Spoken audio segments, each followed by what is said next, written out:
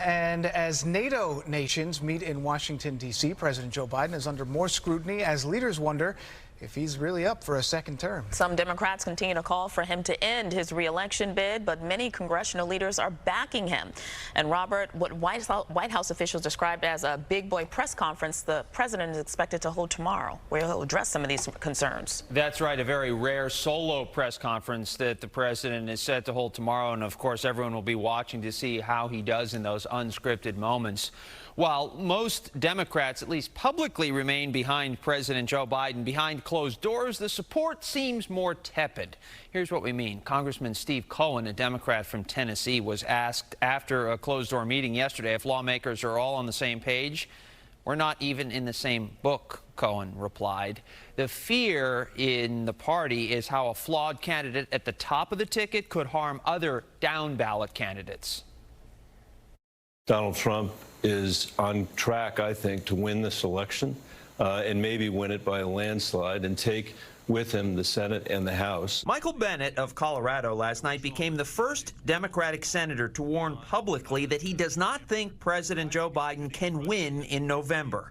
While Bennet did not explicitly call for the president to drop out, he laid out the potential consequences of him staying in the race. I think that we could lose the whole thing. President Biden met virtually behind closed doors late yesterday with nearly 200 Democratic mayors in an attempt to assuage concerns about his candidacy. Democrats remain worried.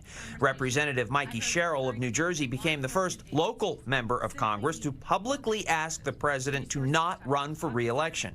While her colleague in the House, Jerry Nadler, had expressed a similar sentiment on a private call on Sunday, Nadler appeared to reverse course yesterday, though he did not offer a ringing endorsement. Whether I have concerns or not, is beside the point. He's going to be our nominee, and we all have to support him. Senate Majority Leader Chuck Schumer stuck to a three-word refrain. As I've said before, I'm with Joe. I'm with Joe. I'm with Joe. Today, all eyes will again be on the president when he meets with world leaders who are in Washington to mark NATO's 75th anniversary. Yesterday, there was as much attention paid to what he said as there was to how he said it.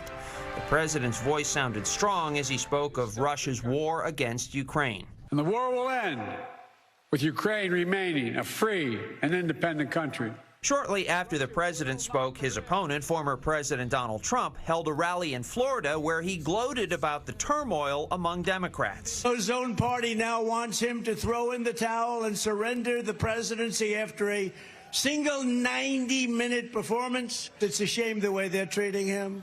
But don't feel sorry for him. He's a very bad guy. Then the former president turned his attention to attacking Vice President Kamala Harris. If Joe had picked someone even halfway competent, they would have bounced him from office years ago. He even debuted a nickname for her. Laughin' Kamala, Laffin apostrophe, laughing.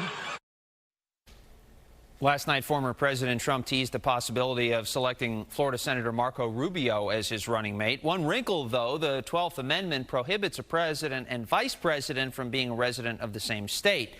Of course, both the former president and Rubio live in Florida, so experts say that if Rubio is chosen, either he or former President Trump would likely have to change his residency.